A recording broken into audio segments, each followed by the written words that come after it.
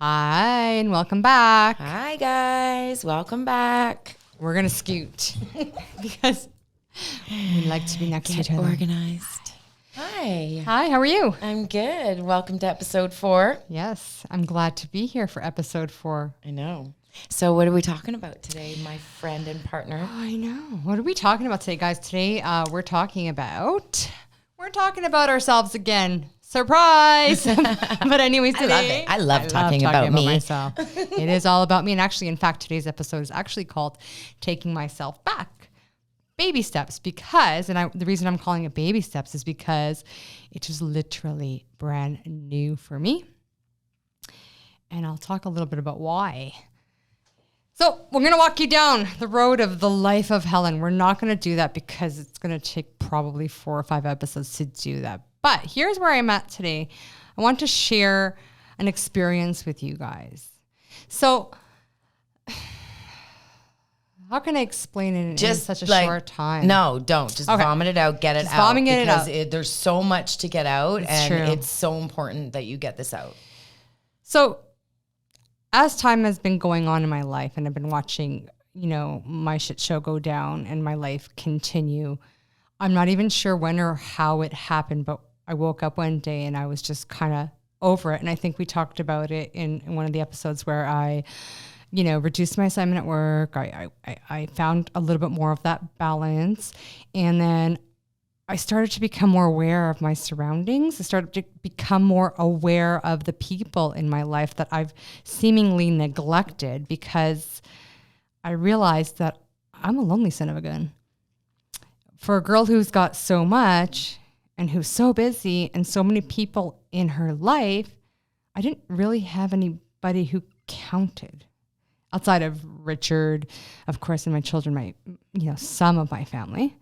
But then the realization came and I was just like, well, but who else do I have? And I started counting on my hand and I couldn't fill it. I couldn't fill friends on my hand to save my life. And when I say friends, guys, I don't use the term loosely like everybody else. I don't call everybody and their mother a friend.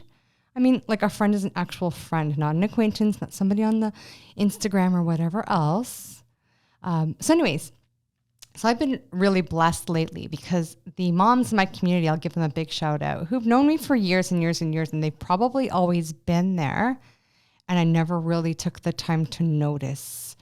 Of course, all the pleasantries would always be exchanged and they always seemed like nice people, but I never stopped because I was always so busy to actually learn about these wonderful people. Do you think maybe it wasn't because you were so busy? Do you think that maybe you were blocking them out because you were scared to trust them? No, I literally am an asshole. No. No, like, I was that. like, me. I was always so like, I have to get to here. I've got to go pick up the kid. I got to go to that. My life was so jam packed that there wasn't a moment to be more than hi, bye, how's it going? Right. People knew me in little tiny bits, but it was really cool because one of my friends, Dee, I guess maybe she saw something in me that was like cool and familiar to her and the group of friends that she carries. And she started to invite me over slowly. And, before she was a caregiver for my child. And then at some point this week, there goes Rochelle's phone again, but we love her for it. It's going to be part of every episode. Rochelle's phone will ring. Right. Damn right it will. Anyway, so we go, so they invite me out. And then at one point I just said to myself, I'm like, sure.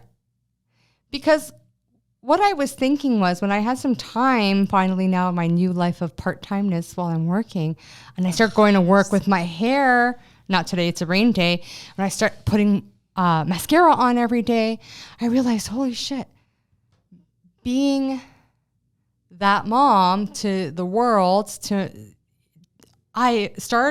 doing my hair became my norm. Stop doing your makeup became my norm. Stopped giving a shit about really how like the world thought about me, which is still fine, became my norm, and how I looked and how I felt. That was normal for me. Like I had to do all of the struggling on my own and I didn't prioritize me ever.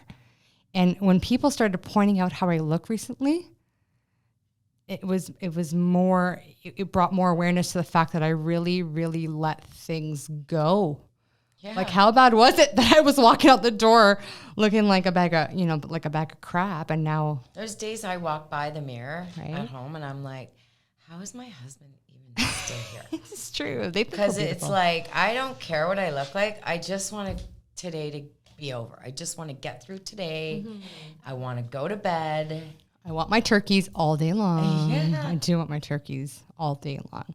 But anyways, what came with that was a beautiful, beautiful thing was my confidence started to slowly trickle back, and I started remembering who I was before the Richards and before the children and before that. And I thought to myself, why did I let that go for so long? There's really no real good reason. I mean, there's going to be drawbacks, but then we have to learn to overcome those things and then move forward, because then we're just standing still.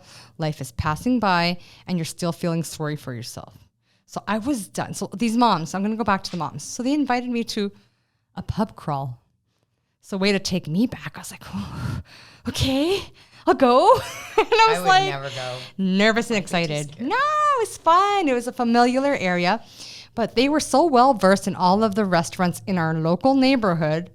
And I was just like, I have no idea, because I go nowhere, right? That I kind of almost felt inwardly embarrassed. Like, how do I not know these places? How is it that I've not visited these places? And then I remembered, oh yeah, because you haven't had friends in years, right? Is that weird to say out loud? Maybe, but it's true. And there's a few people out there going, yeah, I understand how that feels. So not only was I forgetting to do my makeup and my hair and all that, that became my norm. Not maintaining relationships became my norm clearly as well. Yeah. It's funny because I think that anyone who's listening to this podcast who lives kind of the same type of world we do is probably just nodding going, yeah. Because I'm just sitting here. And full disclosure, like we've always said in the past, when we sit down, we each come to the table with our own topics. And yes, we do chat during the week a little bit, but we like this. We like the shock factor and the surprise factor, because I think it gives a lot. And like everything you're saying is just like, it's weighing on my heart right now. Because it's something I struggle with every day. Well, the reason we like to do it this way, guys, is because life is not rehearsed. No. If only Clearly we are not rehearsed. No, we are not rehearsed. And you never know what's going to come up in life. So why should you know what's going to come up here? We are the Blooper Sisters. We're going to look at this later and go, God dang, why did I say that? But anyways, it doesn't matter. No, it doesn't matter. One day I started to pay attention. That's all that matters. The one day I started to pay attention for whatever reason, on whatever day I decided to do that, I realized that I'm not the only busy person in life, because for a long time I was like, oh, poor me. And yes, poor me in some regards. Not poor me. Yes, my life is a lot more challenging than the average family. Yes, but that's my norm, right? So that's what I know. So I'm busy because that's relevant to my life, how my life is busy. But for other families without kids with special needs, they are busy too. They've got packed schedules. I look at my girlfriend and she's got like a home daycare, and that woman is like got a worse schedule than me with all of her kids and all the places she has to be. But you know what? It didn't matter the reason. The point is here, she figured it out. She figured it out. So why couldn't I figure it out? What excuse did I suddenly have for myself? I didn't have one. Here I found somebody, and I thought it was impossible to find somebody busier than myself. And then I found that person, and they have the most fulfilling and enjoyable life because they found their balance, and then they took themselves back. At one point, they woke up in the morning and they said, yeah, I got to make space for me, right? You got to make space for you, Helen.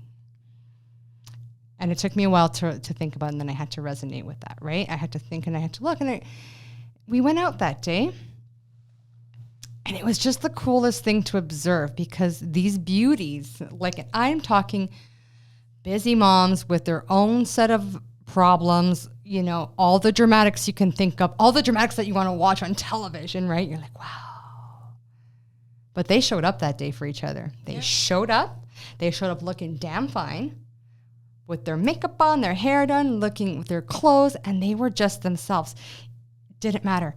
Bad habits, good habits, habits for the day. They did not care. They did not need to prove themselves to anyone. They just wanted to be free. And they were free. And I didn't know what free meant until I watched them.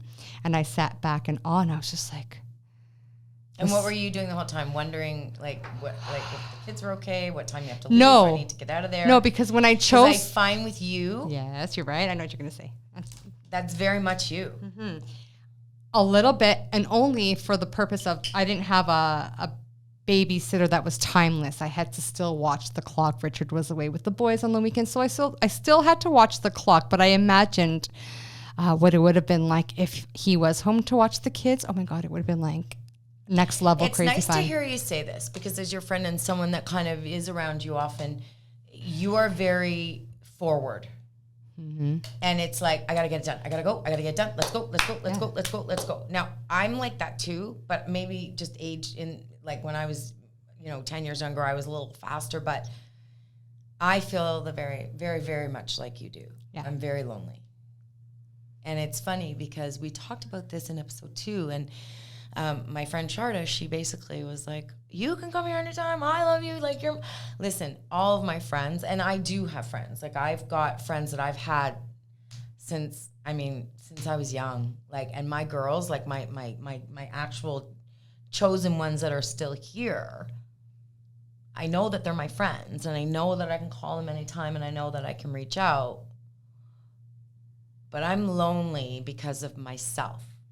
Exactly kind of like what you said. It's like, you don't want to burden anybody. You don't want to go out there and just be kind of annoying. And you don't think that anyone's going to have that conversation with you because they don't know how to talk to you about it. It's really scary to kind of not know who you are. I haven't known who I was for, God, I feel like I've just been lost for, at least 4 years. Mm-hmm. Maybe longer.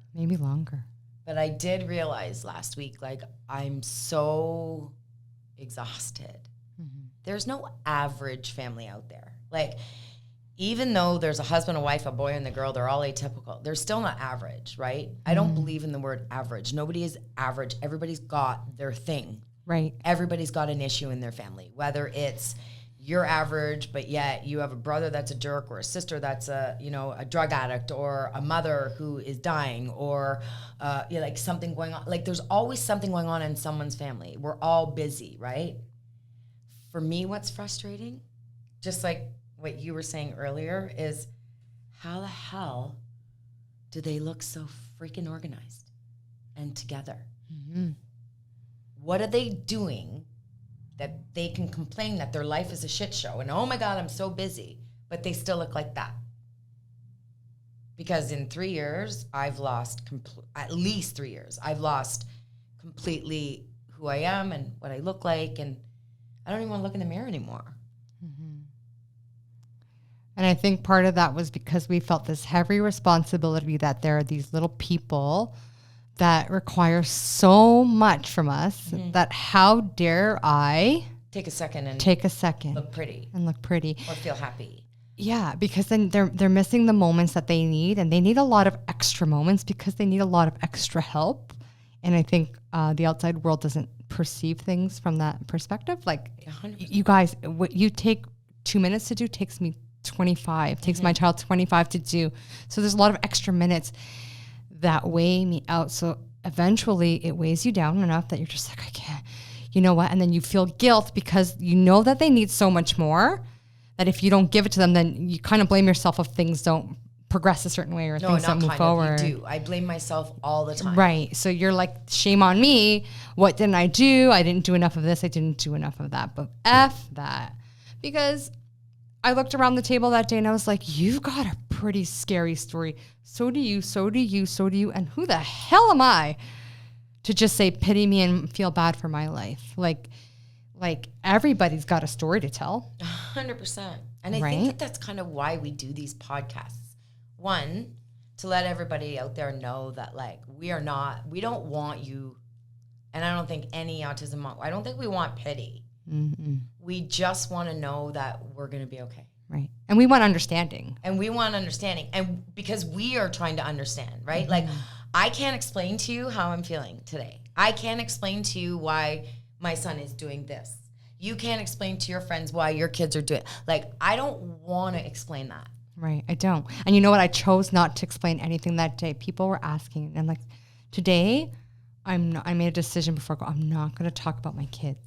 Because at some point, people have heard about my kids so much that I almost think it kind of like, Yeah. they're like, okay, enough. She's going to go on about, and I didn't. I says, today I'm going to just be me. Yeah.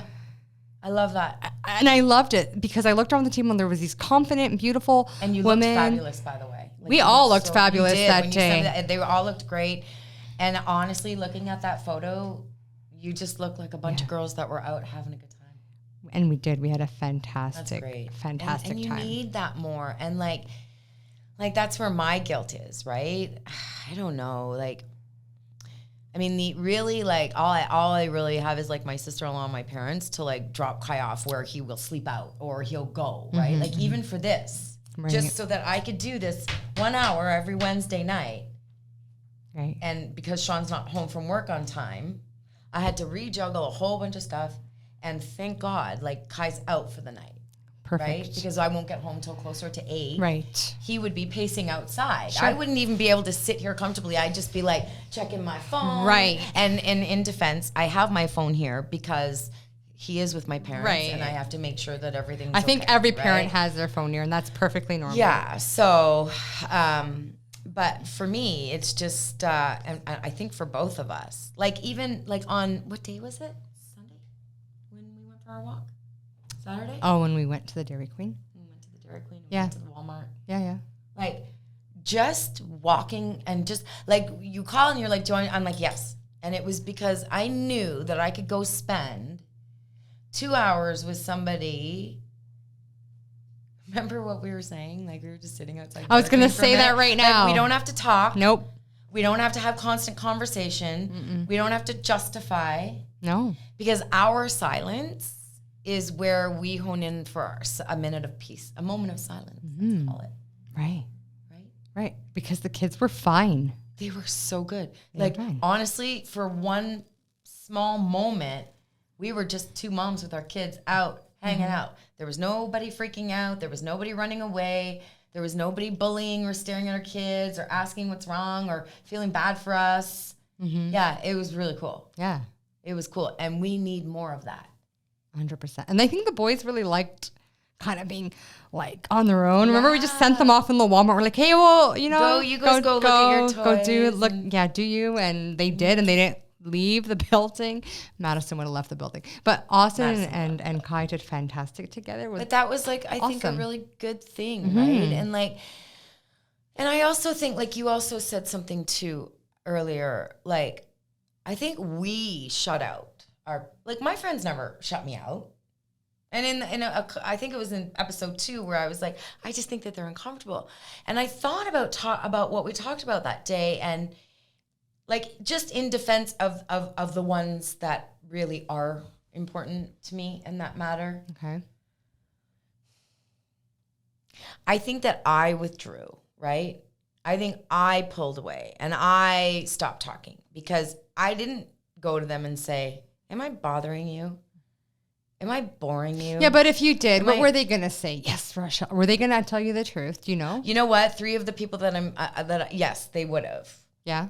Okay. right? Well, that I appreciate Like, I that. have one of them that always tells me, like, you know, you got to pick yourself up. Like, you can't just live like this. Like, it's not just like, so it's, you know, we all have our shit to bear, right? But I just feel like I've withdrawn because it's exhausting worrying about whether we're bothering them or whether we're talking too much, Right. right? So you're right. Like, it's time to take ourselves back and find out, like, oh my God, I used to be the most outgoing person. And now I don't want to go anywhere ever. I like my house. I like my wine. I actually like my street. I like to, because I think I just feel safe there, right? We've been there for so long. You're just comfortable now. And it takes a village for Kai. And because, you know, because my son walks around outside all the time until I get home. And they're all just so great. And sometimes I just get bombarded by my neighbors when I pull in my driveway. They're like, wine? I'm like, yes, it's Tuesday night wine night. Yeah. And then it's nice, right? I don't know if that's age or if it's just like, you know, coming of time. But I just feel like I just don't have the energy to fake it anymore. Oh, I don't know. I'm definitely not faking it when I'm with these guys. I'm actually in admiration of them. I love that they're just like, we don't give a shit about anybody or anything. If they're on a diet, they're not on a diet that day. If they are watching this or doing that or trying to change things for that day, they are just who they are, free as can be. So when I say baby steps, I mean baby steps, because although the first step was me just even showing up, I'm working on it. Like, I struggled. I was asking personal questions like, so about your diet, and like, here I was, so still plagued with my body and worrying about the calories I was just about to consume. And I was watching them go to town. I'm like, oh, I'm struggling right now. I'm struggling. They can't see it, but I'm struggling because I want to fit in really bad, but I have a complex that's gnawing at my mind. So we're not there yet where I don't have that friendship where I can say, hey guys, I'm really struggling right now. Like, I can't just eat a hamburger and be okay. I won't eat the hamburger. The fact that I was drinking alcohol, like in that sort of, that kind of consumption for someone like me, was just like, oh my God, I was enjoying it. But that's still that small part of my brain that has that little complex was driving me crazy. It was like, you're going to regret that later. You're going to gain the weight back. That stupid voice in my head still wouldn't shut the fuck up. So what I'm trying to remind myself was, I just kept looking around. I'm like, look, is it the end of the world? If you enjoy yourself today, are you going to die because you did? Like, are you really going to fucking suffer your whole life with this bullshit in your brains? Then when I went home on top of everything else.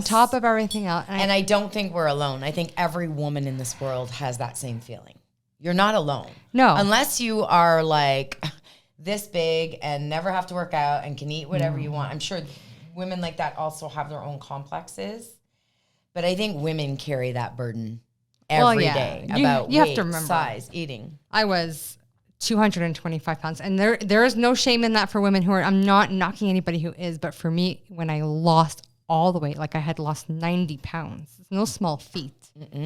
So for me it's unreal. And you look fantastic. Put anything back, anytime I gain the 5 or the 10, I'm like, frick, I worked so damn hard. And then it becomes a whole argument in my mind, which is a topic for another day. But I am struggling. I don't know what we call it. Some might call it an eating disorder, where I'm literally thinking about what I put into my body all the time. It doesn't leave. Do you think it's maybe because you can control that part of your life? You can control that. And I don't have control because clearly I'm you are in control, but I think that what's happening is that you're allowing yourself to kind of, because you are controlling it. You can say yes or no. You're the only one telling you that. Your kids and your husband and your work, there's all structure. Like, you've got to take care of Maddie. You've got to take care of us. And you got to feed them. You got to get up. You got to bathe them. You got to take them to school. You got to go to work. You got to cook dinner. You got to go to the cottage. You're doing all these things that you must do in order to A, keep them busy, B, live your life. But we all have this one thing in our life that we can control.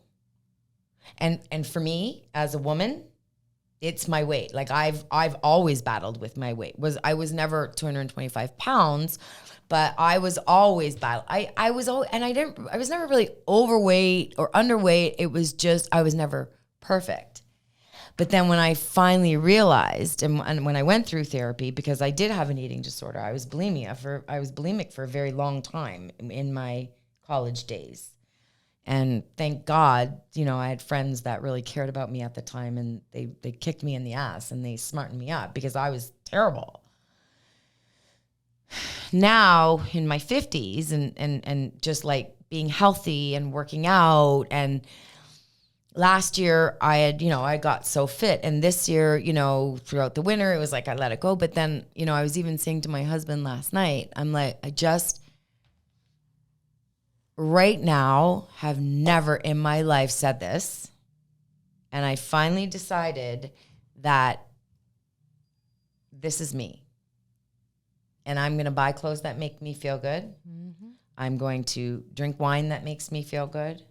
I'm going to eat healthy, but I'm also going to allow myself to have fun and cheat once in a while. And if my body says I'm going to be a little bit rounder than I was last year, or I'm going to be a little bit softer, or I'm going to be a little bit thinner, or I'm just starting now. And I think that this comes with age and time, But I'm tired of it always being about, is my stomach flat enough? Does the shirt fit properly? Okay.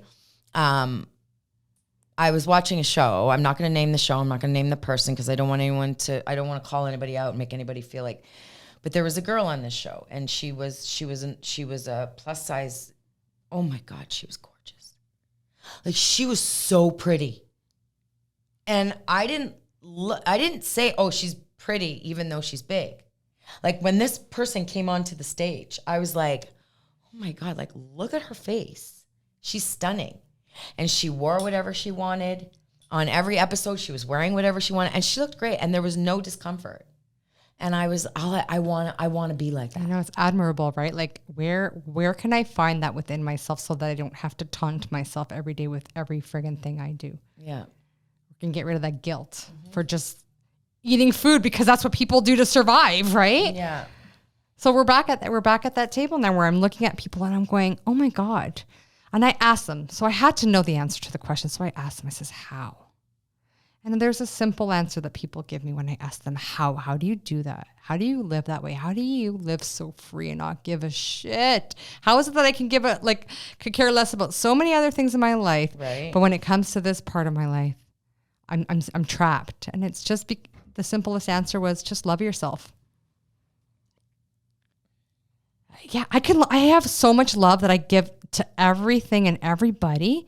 And it's amazing that I gave myself such, I don't even know how much, like maybe this much. And I always tell my husband and my kids, like, how am I supposed to love you unconditionally if I don't even like myself? True. So I think I've been battling with that too. Like it was never enough, like ever, right? Even like, I just don't feel attractive. Mentally, physically, spiritually, any kind of lead. But then where is that coming from? I don't know. And this is why when you told me today you kind of wanted to do your version of this podcast, I was kind of excited, but I was really scared because I have no idea. I can't answer that. Okay. So I'm struggling, and that's something that I've been trying to figure out, right? Like I need to be able to look in the mirror and say, whoa, like you're awesome. So can you just start maybe with those affirmations every day? I do. Like even this morning. So this morning I actually woke up. I went for because when I'm not working out, that's when I feel like my mental health is like really going down. Anyway, this morning I went for my ride. I went for a nice long ride. I worked out like early, and then I came home and I cooked lunch for Noah, and then I got ready for work, right? For me, I don't have that. The balance is really hard for me. Okay. Really, really hard, But I guess it's going to need to be baby steps, right? It's going to be baby steps. We have to find kind of like, I don't know how to take myself back. I don't. And I think that that's something that is going to be a work in progress. Well, we've already started. We've started with this right here. This podcast here is changing my life. 100%. I believe that. I'm starting to feel that. I'm feeling changes. Feeling changes, which means I'm not looking in the mirror and I'm not seeing that change, but I'm feeling it. And another thing I realized is that for this change to happen, guys, it's all about your people. It's all about your tribe. You got to find that tribe. You've got to find your partner to lean on. Step one, find the person. If you're going to choose to be with a partner, find the partner that you can lean on, that when you're falling, he pushes you back up, and then have his back or her back and do the same. Once you find that, and that little pendulum goes back and forth and you're just kind of keeping each other steady. I don't know why I didn't realize this years ago, that I already had it all along, but I didn't know how to speak out loud to him. And now that I'm finding that groove, I'm finding myself in that. Right? I don't know if that makes any sense, but I'm like, why was I so scared all of these years to just say, this is what I need. This is what I want. I need to be happy, and I need you to be this rock for me. You were already, but I didn't see it. But I just want to say it out loud, that let you know what I need for me, so that I can achieve all those things. So I can go along with the next steps. So the question that remained at the end of the day was, so what am I going to do next? What are my takeaways from sitting with my girls, that day? And so I thought about it, and I thought to myself, let me start here really quick. I said, I'm going to write down a list, and I'm going to write down all the things I did from the morning since I woke up to the point that I went to sleep. And I looked at that list and I says, okay, well, no kidding, right? For this person, for that person, for that person, for this, for that, and the other thing. And there was nothing there for you. Where the hell was me? So that was my step today. I said, I scratched. And I says, today I'm going to start with me. The dishes are going to have to sit there. I don't care. It's going to be just a walk. I'm going to go to my physiotherapy appointment. And then I'm going to come home and finish the things that were for everybody else. And do you know what? They all got done. Mm-hmm.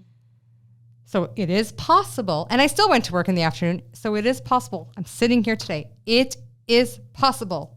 When you open your goddamn eyes and you go, yes, I am choosing me. That's what happened this morning. I was like, I have to do something. And I just kind of woke up and went, right?